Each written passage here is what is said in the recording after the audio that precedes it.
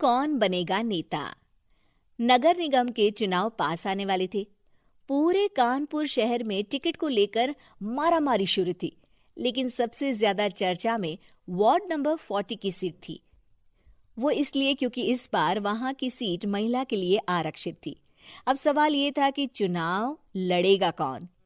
इससे पहले ठाकुर साहब वहां से पार्षद थे और इस बार उन्होंने अपनी पत्नी सीमा ठाकुर को टिकट दिलवाई और ठाकुर साहब की शान के कारण सीमा जी ने 20,000 वोटों से चुनाव जीत लिया।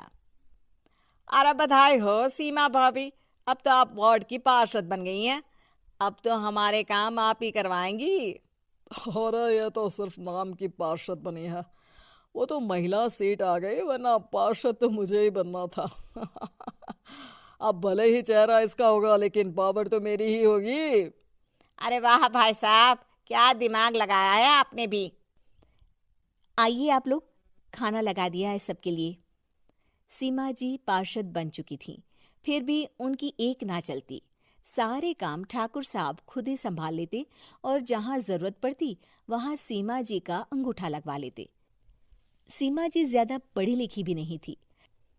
एक दिन ठाकुर साहब और सीमा एक प्रोग्राम में जाते हैं। अरे ठाकुर साहब, आप आ गए। ओहो, पार्षद मैडम भी आ गई हैं। स्वागत है आप दोनों का।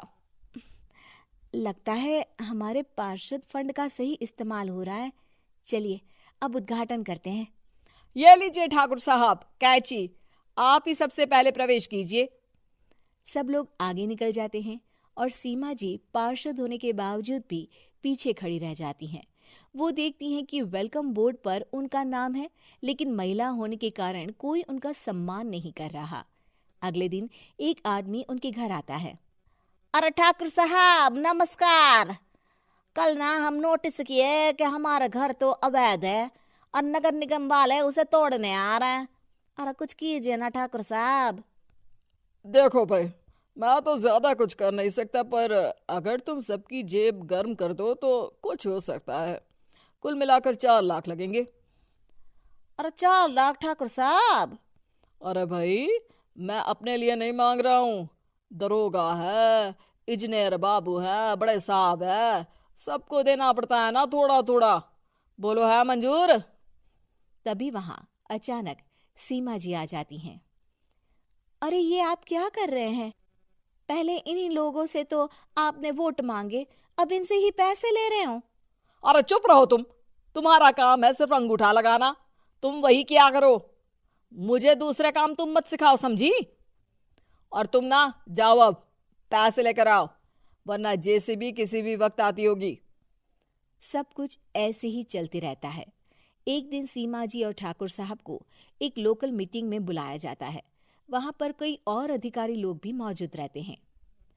अब मैं चाहूंगा कि ठाकुर साहब हमारे बीच 2 शब्द कहें। मेरे प्यारे भाइयों और बहनों, आज मेरा सौभाग्य है कि मैं आप सबकी सेवा दिन रात कर पा रहा हूँ। आपने मेरी पत्नी को भारी मतों से जिताया है, इसलिए मैं आप सभी का शुक्रगुजार हूँ। मैं आप सबसे वादा करता हूँ कि हमेशा की तरह हमारे वार्ड में किसी को कोई तकलीफ नहीं आने दूंगा। सभी लोग तालियां बजाने लगते हैं। अब मैं माननीय पार्षद मैडम को स्टेज पे बुलाना चाहूंगा। अपने नाम को बुलाया सुनकर सीमा जी एकदम चौंक जाती है। उन्हें बिल्कुल उम्मीद नहीं थी कि इतनी बड़ी जगह उन्हें मंच पर बुलाया जाएगा। जैसे तैसे वो मंच पर चढ़ती हैं। ऊपर जाते ही सीमा जी को सारी पुरानी बातें याद आ जाती हैं कि किस तरह उनके पति उन्हें कभी भी आगे बढ़ने नहीं देते और उनके नाम से गलत काम करते हैं। वो बोलने लगती हैं। मैं आपके वार्ड की पार्षद सीमा हूं। आप में से बहुत कम लोग ही मुझे जानते होंगे, क्योंकि इससे पहले मुझे कभी ऐसा मौका ही नहीं मिला। सारे मौके मेरे पार्षद पति यानी आपके ठाकुर साहब ही लेते रहे, लेकिन आज ये मौका मुझे मिला है तो मैं इसे ऐसे ही नहीं जाने दूंगी। मैं आपको ये बताना चाहती हूँ कि आपके ठाकुर साहब मेरे नाम की आड़ में गैर कानूनी काम करते हैं, जिस पर अंगूठों के निशान मेरे होते थे।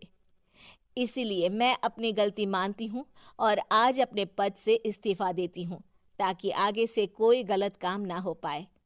अब फैसला आप सबके हाथ में है कि आप हमें क्या सजा देना चाहते हैं।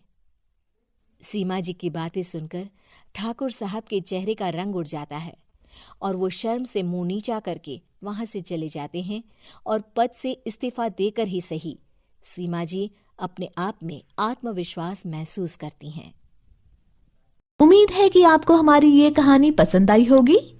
कृपया हमारे चैनल को सब्सक्राइब करें और सभी अपडेट्स के लिए बेल आइकन जरूर क्लिक करें। और हाँ, वीडियो लाइक और शेयर करना मत भूलिएगा। Bye bye.